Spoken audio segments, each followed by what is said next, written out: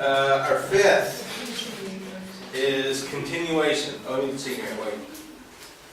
Продолжение. Продолжение. There we go. The extended treatment of a particular feature. In our passage, we're looking at Matthew 6. Could you repeat that? Oh, the one that was before, the previous one was kind of similar to that, right? Yes, very similar. We had, the one before was непрерывность. Непрерывность. Непрерывность, теперь продолжение. Это не то же самое? Я вам тут продолжительность. Ну, у меня же вижу. I'm sorry. It's just translating. Look, here's why this happened. Вот что произошло. In English, Howard Hendricks likes to do it where the first letter is always the same. What do you call it? Alliteration? В общем, это взято с автора, у него он любит аллитерацию делать. And therefore he comes up with words that are almost what they mean. И поэтому, представляете, когда ты хочешь, чтобы все слова начинались с одной буквы, у тебя иногда идеи будут... So now when we translate from English to Russian, и так это он написал на английском, а теперь плюс еще и перевод на русский, этого всего получается такое корявенько. So what I mean by продолжение? Итак, теперь Нина перевела то, как непрерывность, теперь продолжение. It's an extended treatment of some feature. Could you explain it better? We'll look at an example. But the author wants to take some aspect, some feature, and then talk about it later. Это когда автор берет какую-то черту, какой-то аспект и говорит об этом позже. In our passage, it's this eating, drinking, clothing. То есть в нашем отрывке примером этому будет еда, питье, одежда. But let's look at a very interesting one in the Gospel of John. Ну давайте в Евангелии от Иоанна посмотрим интересный пример. Turn to John, the last chapter of John. Откройте последнюю главу. I'll hold your place in Matthew 6. We'll be back. But Мы еще вернемся к Матфея 6, может быть, открываем.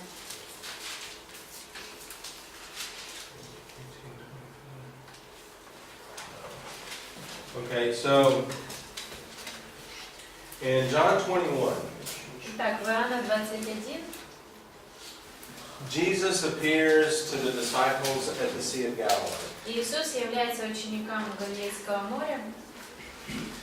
And what's the first thing they see Jesus doing? И что первое они видят, Иисус делает? Готовить завтрак. Cooked breakfast. Yes, and he's cooking by what? И он готовит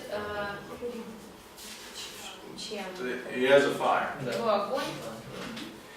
Now, where have we recently seen a fire? А где мы недавно видели огонь? In the Gospel of John. Just backing up a few В chapters. предыдущих главах, где был вот огонь? Там заключение Петра. Там заключение Петра. Where Peter rejected. Yes. John 18:25. 18:25. That phrase begins with Peter warming himself by a fire. Она начинается с того, что Петр стоял и грелся у костра. Now, when Jesus shows up, Итак, когда Иисус появляется здесь, what's the first way he sees Peter? what's the first? The first place in where he sees Peter Первое место, первая обстановка, в которой он видит Петра, is by a fire. у костра. And so you have a denial Итак, отвержение, followed by a meal. за которым идет еда. And what does a meal mean? Что означает еда? It's fellowship. Общение. And so this extended treatment of a topic is found in a lot of places like that. И в многих местах мы находим, когда какая-то тема используется, ну, не так уж близко в тексте, через какое-то расстояние повторяется. That is very hard to observe. Это очень сложно найти такие. I admit that. Я признаю, что. But all through the Bible, there will be little things like that for you to observe. Но во всей Библии будут и такие маленькие детали, которые можно найти. And I think the author knows he's doing that. И я думаю, что автор знает, что он это делает. Осознанно это I делает. know the big A author knows he's doing it. Я знаю, что автор с большой буквы, он знает, что он осознанно. So that's continuation. Итак, это тоже продолжение, это ваш пункт продолжения. The next is climax. What's the Russian word? Culminatia. Кульминация. Now this is an arrangement from lesser to greater to greatest. Это когда происходит развитие от меньшего к большему, к самому большому. So back to Matthew 6. Итак, возвращаясь к 6 главе Матфея, And the demonstration of that in this passage is we start off and Jesus is talking about what? здесь мы можем увидеть это, когда Иисус начинает говорить с чего. What's the life he's talking about? Life? Yeah, the life. О какой жизни он говорит? Birds, grass. Птицы, трава. Right. And then he moves from what he said about birds and grass to who? И затем он переходит от того, что он сказал о птицах и траве, к кому? People? To people. Very good. So we go from creation to human beings. Итак, он от творения переходит к людям. Now in the last verse, verse 33, what does he say? В последнем 33 стихе, что он говорит? Look for the Kingdom and his righteousness. Ищите царство и праведности его. So he starts with something little, birds and grass. Итак, начинать с чего-то маленького, птицы, трава. Comes to people, which is important. Затем говорит о людях, это важно. However, the emphasis is on the kingdom and his righteousness. Тем не менее, все внимание завершается на царстве и праведности. That's the most important. Это самое важное. And so as you read a passage, you want to see how does this build. Поэтому, когда вы читаете отрывок, вам нужно отслеживать, как выстраивается, куда идет развитие. This is a good example to use for a lot of these things. Это хороший пример для многих из наших пунктов. However, if you go to an entire book of the Bible, you'll see how the book builds and that kind of. Но если вы откроете всю книгу какую-то в Библии, то вы видите, как в ней идет это развитие вверх-вниз. And it'll come up to a climax and then it'll drop off. И доходит до кульминации, затем опять опускается. The next aspect is parallel. Переход.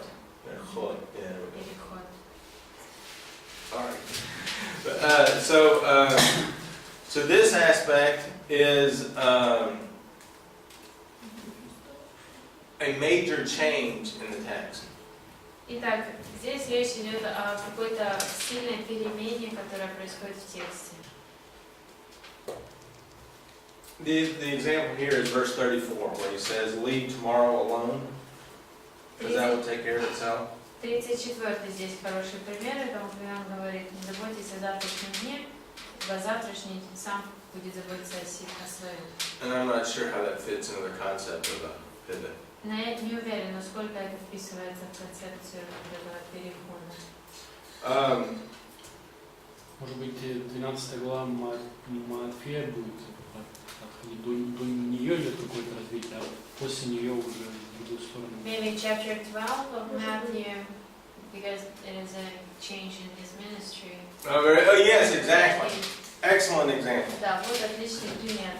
Excellent example. In the first part of Matthew, he's presenting himself as the king. В первой части Матфея он преподносит себя царем. When you get to 12, you have rejection of the king. Доходим до 12, и там отвержение царя.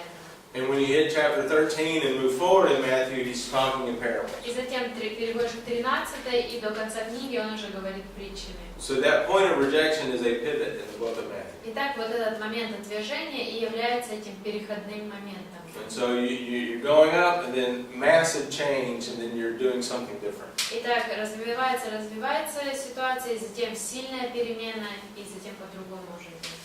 Okay, the next one we have is чередование. Следующее чередование. Oh, good. That was close. Interchange. All right. Now this is the exchange or the alternating of certain elements. Здесь чередуются определенные элементы. In our passage in Matthew chapter 7. И вот в нашем отрывке 6 главе Матфея.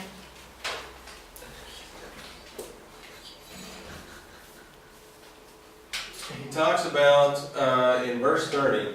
В 30 стихе We have the concept in verse 30 of clothing. В 30 стихе концепция одежды. Today. Сегодня. And then tomorrow. Завтра. And then clothing of you. Затем ваша одежда. And then following that, he says, don't worry about tomorrow. А затем он говорит, не переживайте о завтрашнем дне. And so you have this back and forth in a certain passage.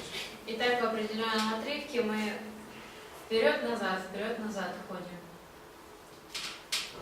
And so certain elements will be arranged in a certain way. And you want to notice the arrangement. Итак, какие-то элементы мы видим, они определенным образом выставлены, и нужно отметить себе.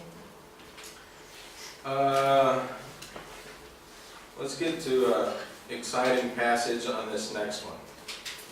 This next one is going from the general to the specific. Следующее – это переход от общего к конкретному. And often you'll see a general principle. Часто можно увидеть общий принцип, And that will be followed by specific instances of that principle. после этого будут какие-то конкретные принципы, конкретные ситуации с этим принципом. Turn to 2 Samuel chapter 11. Откройте 2 Царств 11. This is I want to find the parable that Nathan gives to King David. Там притча, которую Нафан рассказывает Давиду. Oh, chapter 12. 12. 2 Samuel chapter 12. 2 Царств 12. David has committed a great sin with Bathsheba. Итак, Давид вот только что совершает грех с Версалием. And that's the background that comes into chapter 12. И переходит этот контекст в 12 главу. Now, let's see. Would somebody read that parable that Nathan uses in verses 1 through 6? Прочтите эту притчу, которую Нафан использовал с 1 по 6. И послал Господь Нафана, говорит, и тот пришел к нему и сказал ему, в одном городе были два человека, один богатый, а другой бедный. У богатого было очень много мелкого и крупного скота, а у бедного ничего, кроме одной овечки, которую купил маленькую в выкрове. И она выросла у него вместе с детьми его, от хлеба его она ела, и из его чаши пила, и на груди у него спала, и была для него как дочь. И пришел к богатому человеку странник, и тот пожалел взять из своих овец и волов, чтобы приготовить обед для странника, который пришел к нему, а взял овечку бедняка и приготовил ее для человека, который пришел к нему. Сильно разгневался Давид на этого человека и сказал Нафану, жив Господь, достоин смерти человек, сделавший это. И за овечку он должен заплатить 4 за то, что он сделал это, и за то, что не имел сострадания. That statement that David makes is the general statement. Вот те слова, которые говорит Давид, это общие слова. What does David say the punishment will be? А какое Давид сказал должно быть наказание? Заплатить 4. To pay 4 times more. 4 times. Now, in the next several chapters, do you know what follows? Знаете, что следует в следующих нескольких главах? Death of the child. Yes. How many times? Сколько раз? Два раза. Twice? No. 4? Stitter, yes. So in verse 15, 16, you see the death of the baby of Bathsheba. 15-16 мы видим смерть ребенка в Версавии. And I believe he actually dies in verse 19. В 19 он умирает уже. That's the first child. Первый ребенок. Сыновья. In chapter 13, 13 глава. anybody know what happens there? Знаете, что там происходит? Ammon and Tamar. Амнон и Тамар. Амнон и Тамар. And Absalom kills Amnon. Amnon. И Абсалом убивает Амнона. I believe verse 28 of chapter 13, you see the command to kill him. В 28 он дает приказ убить его. Then, who's the next son that dies? Следующий какой сын умирает? Absalom. So chapter 18, we have Absalom's revolution, and Absalom dies. Так, в 18 главе революция Абсалома, и он умирает. Now here's the sad one. А вот печальный случай. The fourth son is Adonijah. Четвертый сын это Адонай. In 1 Kings chapter 2:19. First 1 Kings chapter 2. Третье царство 2:19. Solomon is in line to take the throne. And Adonijah tries to take the throne. Соломон должен был занять престол, но Адония пытается занять этот престол. And in the last half of chapter 2, Solomon has Adonijah executed. И во второй половине второй главы, там уже Соломон отдает приказ казнить Адония. Now you know the sad part of the David story. Вы знаете печальную часть истории Давида. David's dead before his punishment is over. I'm sorry? David is dead before his punishment is over. Давид мертв еще до того, как его наказание завершилось. He knew he would have a fourfold punishment. Он знал, что наказание его будет из 4 частей. And he saw 3 sons die. И он увидел, как 3 сыновей умерли. And that is an indication of the severity of a punishment that a believer can endure. И это показывает, насколько сильным может быть наказание у верующего. But there you have a concept of the general to the specific. Но вот здесь происходит концепция от общего к конкретному. You'll have some statement that is found in Scripture that's going to tell you what's going to happen. Это когда вы увидите в Писании какое-то утверждение, где описано в общем, что произойдет. And so you want to look for those little moments where you have a fourfold punishment, and where's fourfold come from? Итак, затем вы видите, как наказание происходит, и 4 события составляют его, и ищете, где они. Now notice this spread across 2 books. Но заметьте, что вот эти детали уже конкретные растянулись на 2 книги. You have 2 Samuel and you have 1 Kings. Второе царство и третье царство. So some of these things are difficult, but these are the types of observations we want to start accumulating. Итак, иногда это сложно заметить, но нам нужно учиться замечать вот такие вот вещи. Можно вопрос? Yes.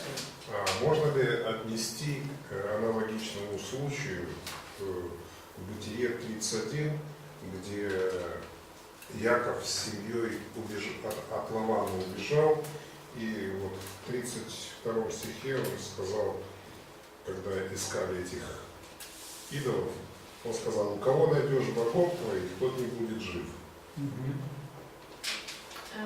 Can we say that the same situation is in Genesis 31 when Jacob leaves Laban? What's his name? Laban. And then he says that wherever you find your gods, that person will not live. Oh, very good. После Yes. чего Рахиль долго не живет. живет. And after that, we see that Rachel doesn't live too long. Very good. Yeah, good point. These are great observations. Да, вот это как раз отличное наблюдение. And this is what we want to start looking for. Вот такие вот вещи нам нужно начинать учиться замечать. Let's see. The next is causation and substantiation. I should just show you this. I can't read those. Причинная связь и обоснование. Это следующее. Causation, the first one, Первая часть — причинная связь. is going from a cause to an effect. Здесь это когда мы замечаем от причины, мы переходим к следствию.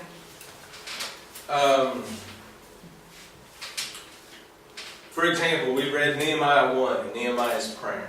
Например, мы читали Неемия 1 главу, где он молится. What was the cause of Nehemiah going to the Lord in prayer? Какая была причина, почему он обратился к Господу в молитве? Потому что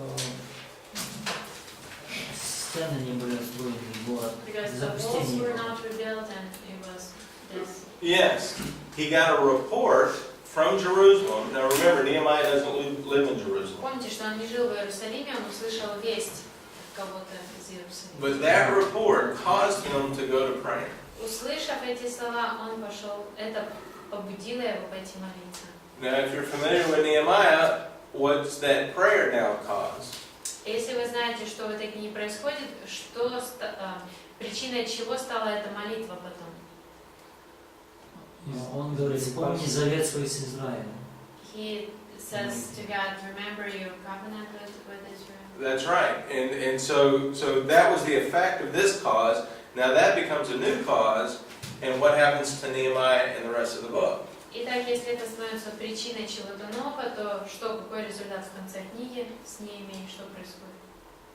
Ну что, он идет строить. He goes and rebuilds. That's right. Now Nehemiah, the new effect is that Nehemiah goes to Jerusalem Так теперь новое последствие, сам Неемия отправляется в Иерусалим and rebuilds the walls. и отстраивает стены.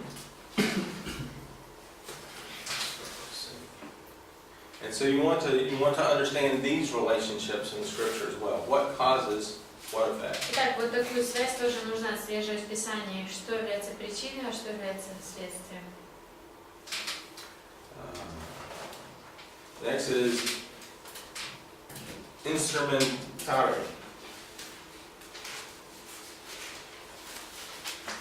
And this is the means that gets us to the end. Инструментарий — это те средства, которые подводят нас к концу. Sometimes there will be an instrument that is used to make something happen. Иногда какой-то инструмент, что-то используется для того, чтобы довести до конца.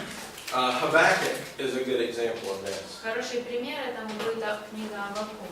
Yes, there's a book in the Bible called Habakkuk. Да, в Библии есть книга под названием Аввакум.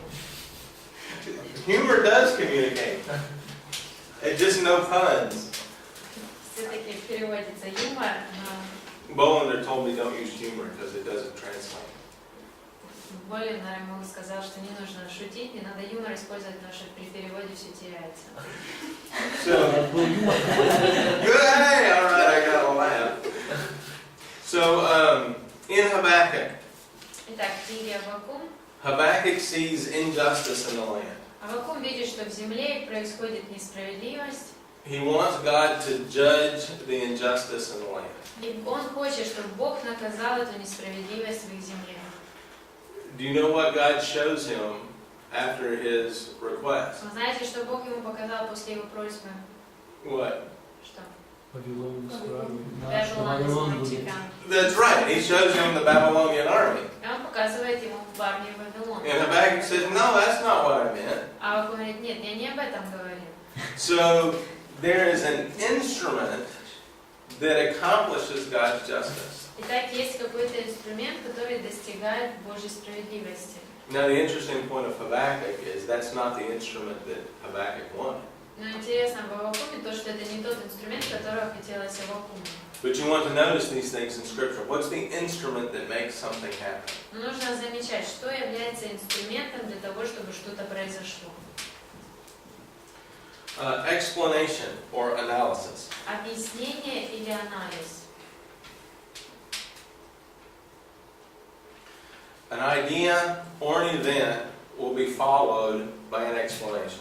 Это когда за какой-то идеей или событием следует объяснение.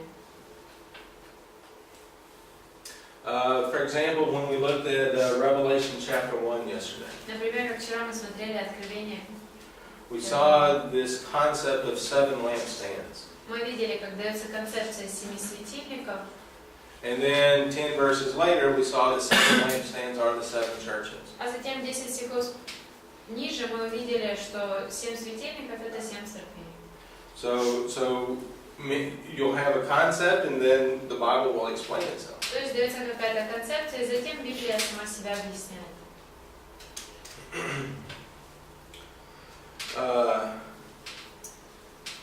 Preparation or introduction. Подготовка или вступление, введение.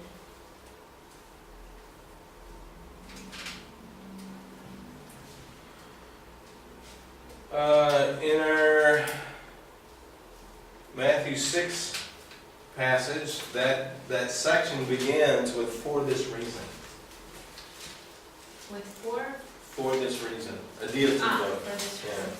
В нашей Матфея 6 главе начинается отрывок словами «посему». So we have an introduction of an idea. То есть это служит своего рода введением к следующей идее.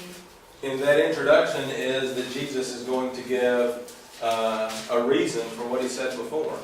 И Иисус дает причины того, что он сказал до этого. Причины, почему он сказал то, что он сказал до этого. Лена, где там в русском написано? Это только открываю. 25 стих. 25 посему. As you look at composition, you want to see what is emphasized. Another one, emphasis. Следующее — это когда делается ударение на чем-то. Нужно отслеживать, на чем делается ударение, если делается. One way of doing this is by the amount of space. Первое, как можно определить, это по размеру, по количеству. With regard to events, we have an example in Genesis. Did you say by the amount of... Of space or time that's on that subject.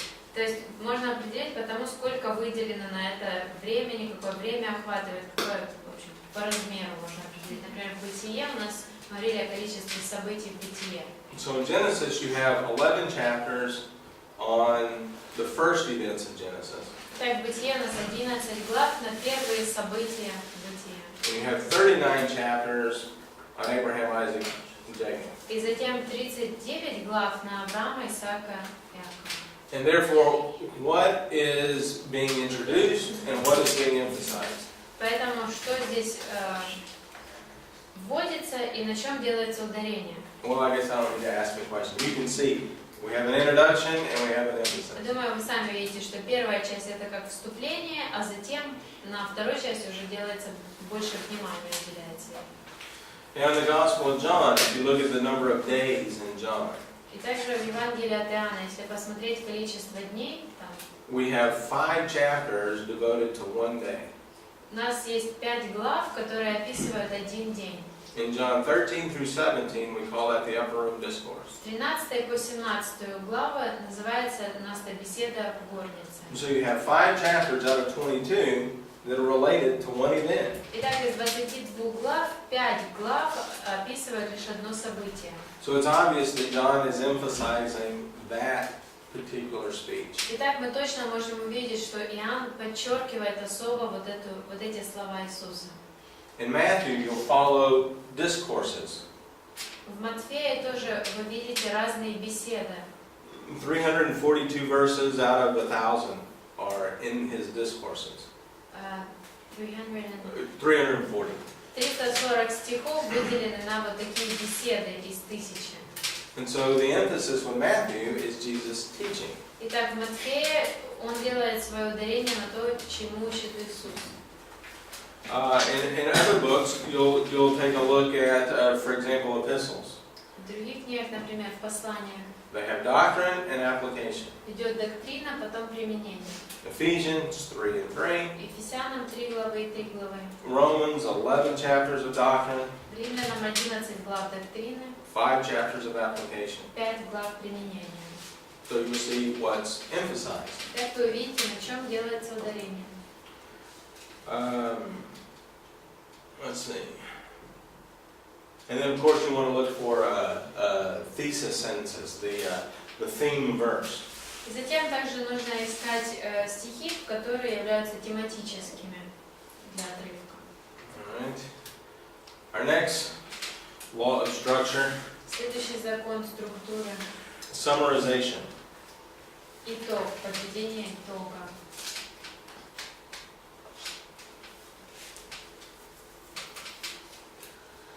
And often you'll have a verse that will summarize the whole point. И часто есть стих, который дается, и он подводит итог всему, или показывает основную идею. In Matthew 6, we see that in verse 33. В Матфея 6 главе это 33 стих. Jesus summarizes his whole point by saying, "Seek first his kingdom and his righteousness." Иисус подводит итог всем этим словам и говорит: ищите же прежде Царство Божие и праведности Его. And of course, everything else he's been talking about will be added. Конечно, все то, о чем он говорил, добавится. But that verse summarizes the point. Но вот этот стих как раз подводит итог этой мысли. Another key concept is that of вопрос, interrogation. Еще одна ключевая концепция – это вопрос. It's a question and then an answer.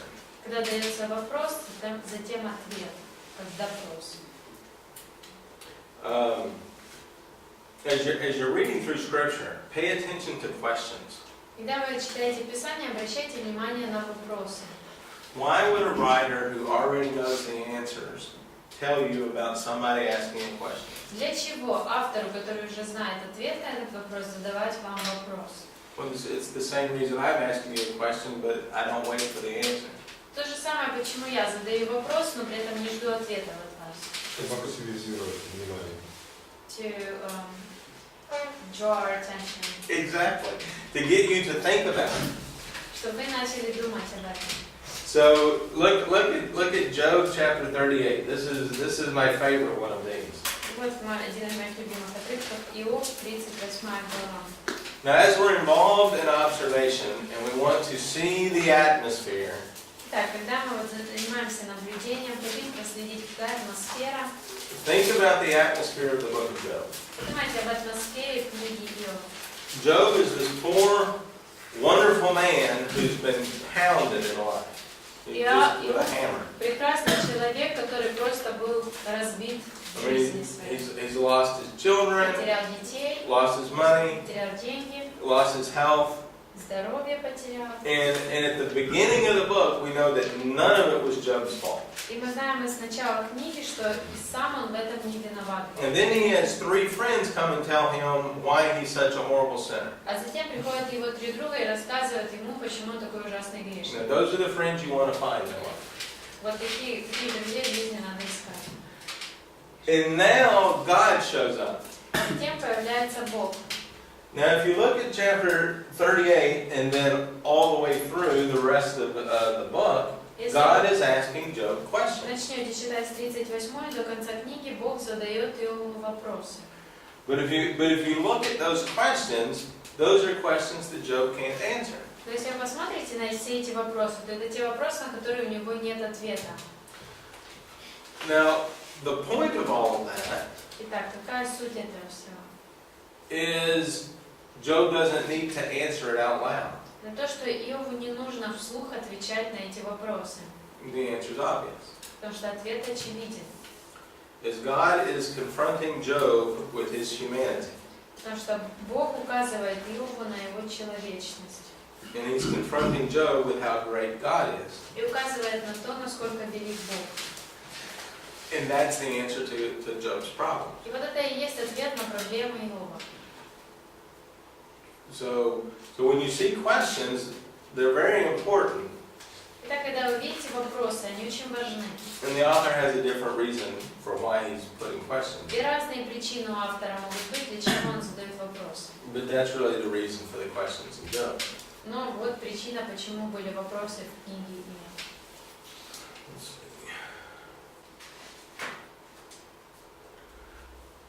Okay, so now, that summarizes all of these that we've looked at here. Итак, вот итог всему, что мы просмотрели. Okay. So now let's come to a new topic. Давайте теперь новую тему начнем. As we look at our observations of books, we want to look at what's true to life. Итак, когда мы разбираем наблюдения, занимаемся наблюдением, нам нужно распознать, что действительно является истинным для нашей жизни. As we read these stories, there are things that are supposed to connect with each of us. Когда мы читаем все эти рассказы, там должно быть везде что-то, что связано с нами. So we mentioned Abraham and Isaac going up to the sacrifice on the mountain. Например, мы говорили об Аврааме и Исааке, как они поднимались на гору. Now, as you read that book, don't read so fast that you don't get into the story. Когда вы читаете эту книгу, не читайте ее так быстро, что вы даже не можете вникнуть в историю. Start thinking about what it would be like as a father to have to cut the neck of your son. Начинайте думать о том, как бы вы себя чувствовали, если вы отец, и вам нужно перерезать горло своему сыну. This is one of the things I'm thankful for about being a pastor in the year, 2013. Это как раз одно из того, за что я благодарен, что я пастор в 2013. Is when my PowerPoint goes wrong, I know I'm not a priest. И я знаю, что если мой PowerPoint не работает, я знаю, что я не священник. If I was an Old Testament priest, Если бы я был священником, and I had a sheep up here, и у меня здесь была бы and I was овца, tying his legs down, and I was cutting his throat, я перевязал ноги, перевязал and blood горло, was squirting on my outfit, и весь забрызган кровью, and your children are crying, а вы и ваши дети плачут, that would be worse than это было бы PowerPoint. хуже, чем то, что PowerPoint не работает.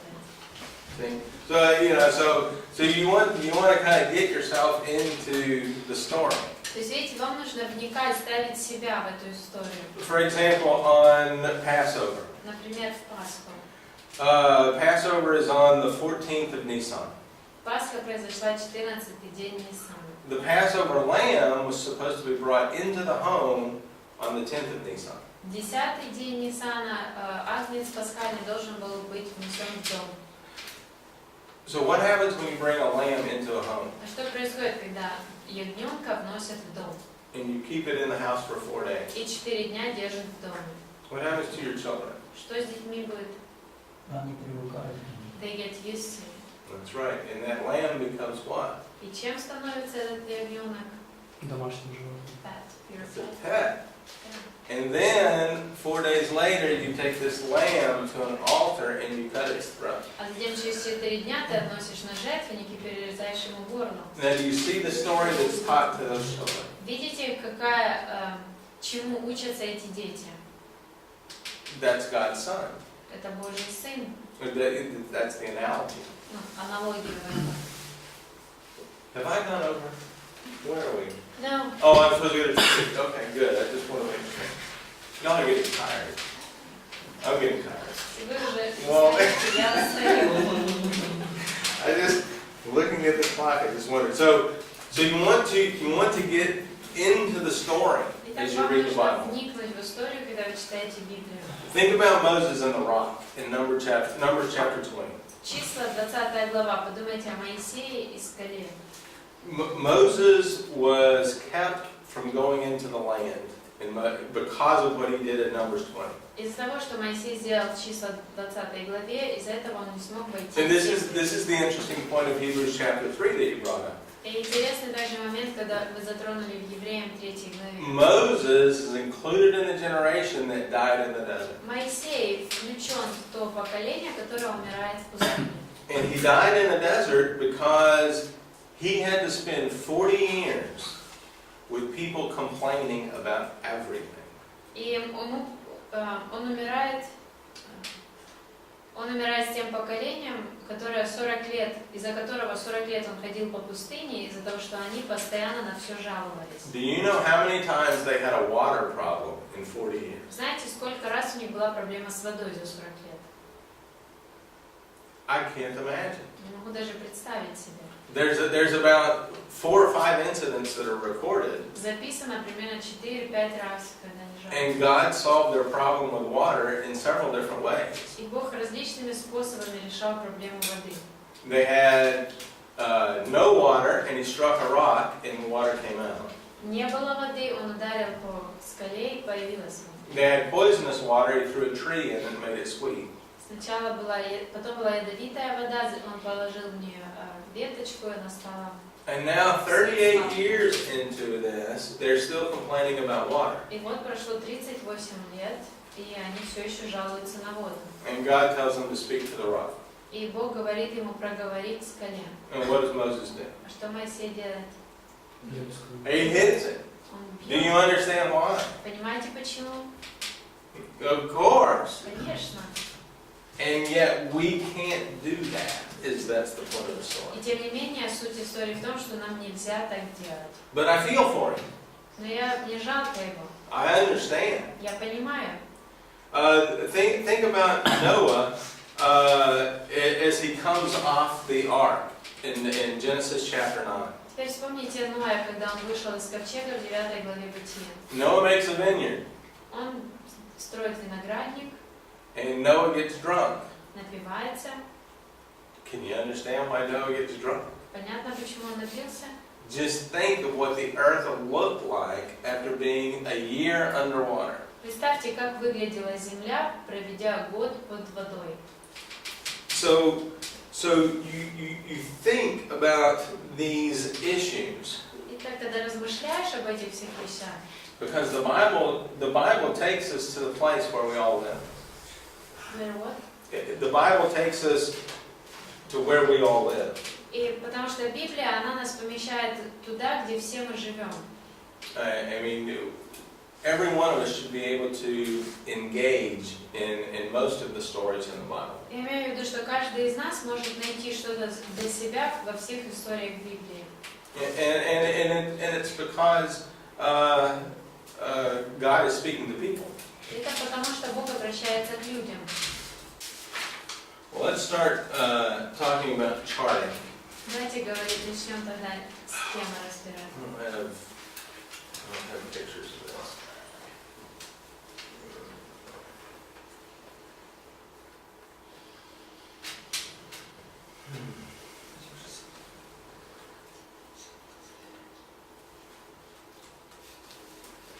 Since we just talked about questions and answers, let's go to the book of Malachi as an example. Мы только что говорили о вопросах и ответах. Давайте откроем книгу Малахии для примера. The last book of the Old Testament. Последняя книга Ветхого Завета.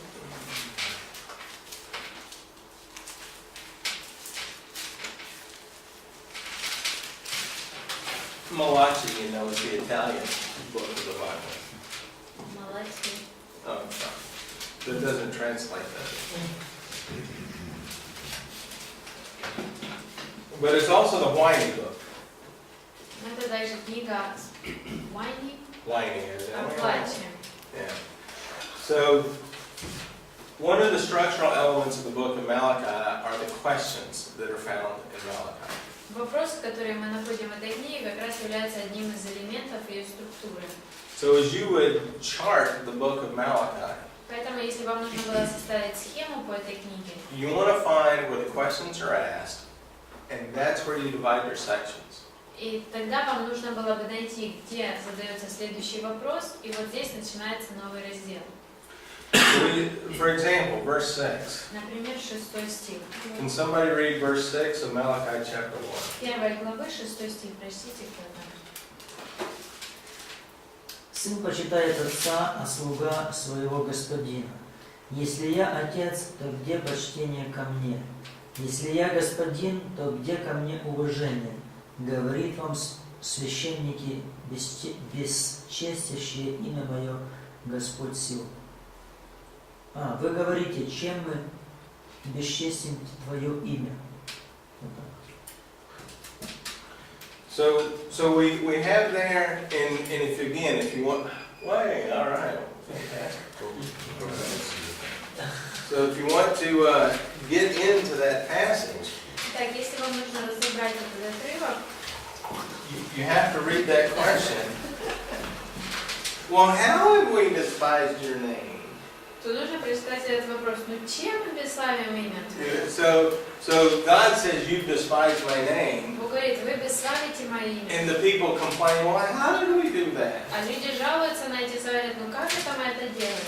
And you can go through each of the sections where you have another question, and you'll see they ask, God says you did this, and they go, I don't know how I did that.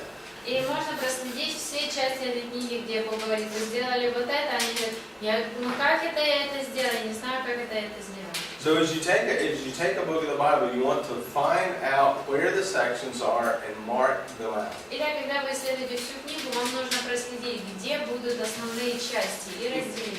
Now over the weekend, y'all are going to do the book of Jonah. На выходных вам всем нужно будет поработать с книгой Иона. And we'll want to chart that. Нам нужно будет сделать схему этой книги. So what you want to do is you want to take each paragraph and give it a title. Вам нужно будет взять каждый абзац, отрывочек и дать ему название. You might want that title to be one word up to 3 words. Название должно быть от 1 до 3 слов. You know, for example, if you want to have Son of God, there's a relationship there. Сын Божий. Нужно 2 слова, чтобы показать эту взаимосвязь. And so you want to do like we did the paragraph in Ephesians 3 through 14. И нужно будет сделать точно так, как мы разбивали с вами Ефесянам с 3 по 14 стихи. Read it 2 or 3 times. Прочитать 2-3 раза. See its relationship with the other paragraphs. Посмотреть взаимосвязь между всеми абзацами. And then you want to title that paragraph. А затем нужно дать заголовок абзацу. Now when you chart, you want to, you're looking to visualize things. Составляя схему, вы должны как-то, чем вы занимаетесь, вам визуально нужно представить эти все идеи. All right, now these are charts that were made by Dr. Waters when I was in seminary. I collected these. Уотерс составил эти схемы, когда я еще был в семинарии. I'm sorry these are not translated. Извините, что они не переведены. But when you make a chart, you want it to be visual. Когда вы составляете схему, вам нужно визуально представлять идеи. Now we've already looked at Acts verse 1:8. Мы уже рассмотрели Деяния 1:8 стих. And we saw that we begin in Jerusalem. Мы увидели, что мы начинаем, отталкиваемся от Иерусалима, You expand to Judea and Samaria. затем Иудея и Самария, And then this says Jerusalem Council. затем написано Совет в Иерусалиме, And then to the utmost. и затем до краев земли. And so Край земли. these are the missionary journeys of Paul. По бокам миссионерские поездки Павла. And they fall into the utmost. И они как бы принадлежат уже вот этой части края земли. Now the whole picture is the growth of the church. И вся эта картина представляет рост церкви. So what this chart is showing is a building going up. И на этой схеме показано, как будто бы здание возрастает. And that's what this little cross is Это то, что the building. представляет этот крестик. It started with the cross, Началось с креста, and now the cross stands on top of the building. теперь же крест стоит на вершине здания, на крыше. So when you chart a book, you want a picture to help you see the whole book at one time. Итак, когда вы составляете вот такую схему книги, вам нужна какая-то картина, изображение, которое покажет всю книгу. Now one of the key things is to keep it simple. Но также ключевым моментом здесь является не усложнять, чтобы все оставалось простым. And this is relatively simple. И вот это изображение относительно простое. Now, it also helps you outline. So this is chapters 1 through 8. И также помогает такое изображение разбить всю книгу. С 1 по 8, с 8 по 12. And it keeps it all in, and then here's the chapters for the missionary И journeys вот там related тоже to it. указаны при поездках миссионерских главных. So if it gets too much, let me show you one that's probably on the verge of too much. Я могу показать такую схему, которая уже немножко сложная. Here's a Hebrews chart. That may be a little too much. Вот здесь, может быть, уже чуть-чуть переборщили, такой евреям. But the concept is that Christ is superior. Здесь концепция, что Христос превосходит. And if you look through the Bible, it talks about the prophets, И вы посмотрите в Библии, что говорится о пророках, the angels, ангелах, Moses, Моисее, the priesthood. священстве. So this is a little busy, but it still tries to show the concept of the book of Hebrews. Вот это может быть немного перенасыщено, но все равно попытались отобразить концепцию книги Евреям.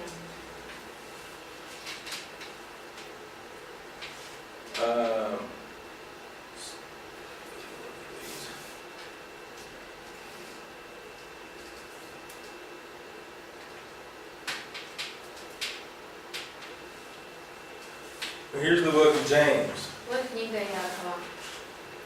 And so what we've got here is the works of doctrine that go around in a circle. Здесь у нас дела доктрины, которые идут по кругу. And then here are the things that are disruptive. А вот то, что несет за собой разрушение. They go in the trash can. Это все отправляется в мусорный бак. So that's kind of the neat way of seeing James. And you want to have your theme of the book in one little spot. И в одном месте кратко описана тема книги. То есть, видите, довольно удобно представлена вся книга. And usually there'll be a verse that kind of gives you the theme of that book. И обычно будет даже стих конкретный, в котором прописана тема книги.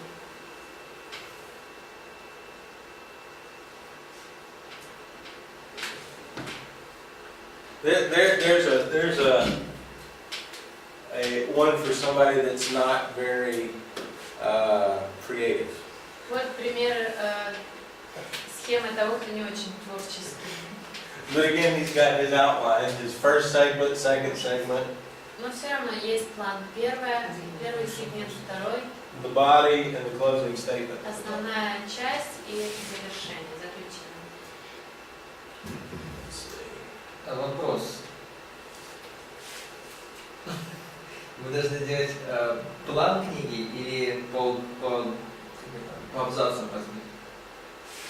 Should they make an outline of the book or break into paragraphs? Break it into paragraphs on one sheet of paper. One sheet of paper. Разбейте на абзацы на одном листке. Jonah is the one that y'all will do. Вам будет надо работать, вы будете работать с Ионой. So, Иона. Иона сегодня. now, don't have too much on it. Но не нужно перебарщивать слишком много на свою схему. Иона там еще пару раз.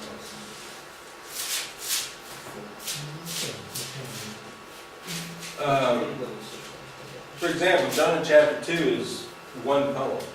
Например, Иоанна 2 глава – это один произведение поэзии. So you want to just title that as one thing.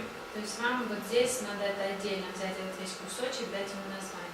But you want to see the relationships between the paragraphs. Но также нужно видеть взаимосвязь между абзацами вашими. And then once you've laid out your paragraphs, then you want to create a chart. После того, как вы расписали все абзацы, тогда вам нужно будет создать схему. And the chart needs to be fairly simple. И схема должна быть относительно простой. One of the hints is that Jonah is a satire. И один из подсказок вам это то, что сатира. And Написано в стиле in сатира. chapter 1, look for how many objects obey God. How many objects? How many objects obey God. И в первой главе проследите, сколько, найдите всех, кто послушен Богу. Now this is due next Wednesday. Это You для have a нас week. следующую среду, то есть у вас неделя. But you want to know, and that's one of the fun things in looking at chapter 1. Look at the active voice verbs. И еще в первой главе проследите глаголы в активном залоге. And that will say a lot for you. Вам это о многом скажет.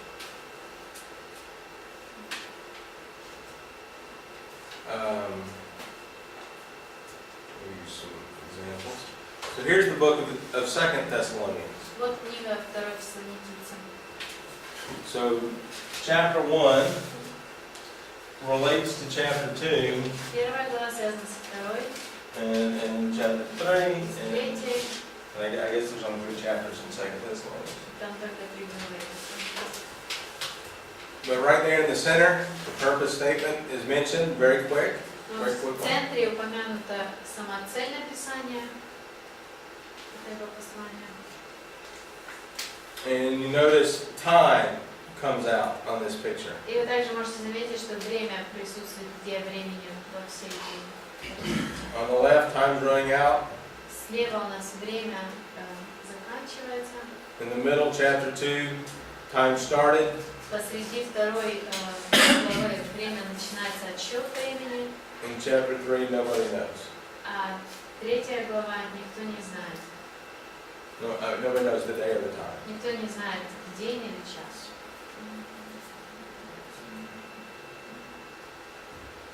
The book of 1 Corinthians is about dividing the church. Вот 1 Коринфянам, книга о разделении церкви.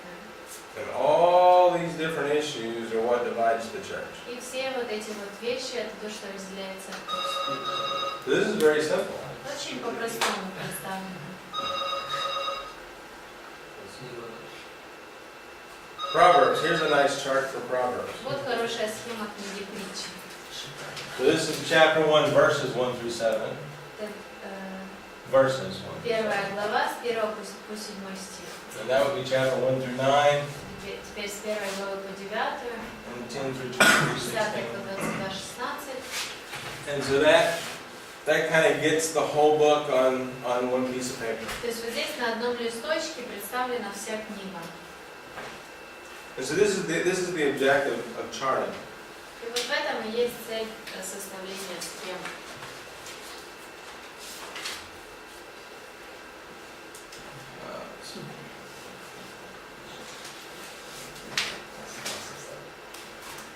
Okay, well, I think we're running out of time, so Думаю, время уже I'm заканчивается. out of notes on this topic, so По we'll этой теме у stop меня at this нет point. материала, поэтому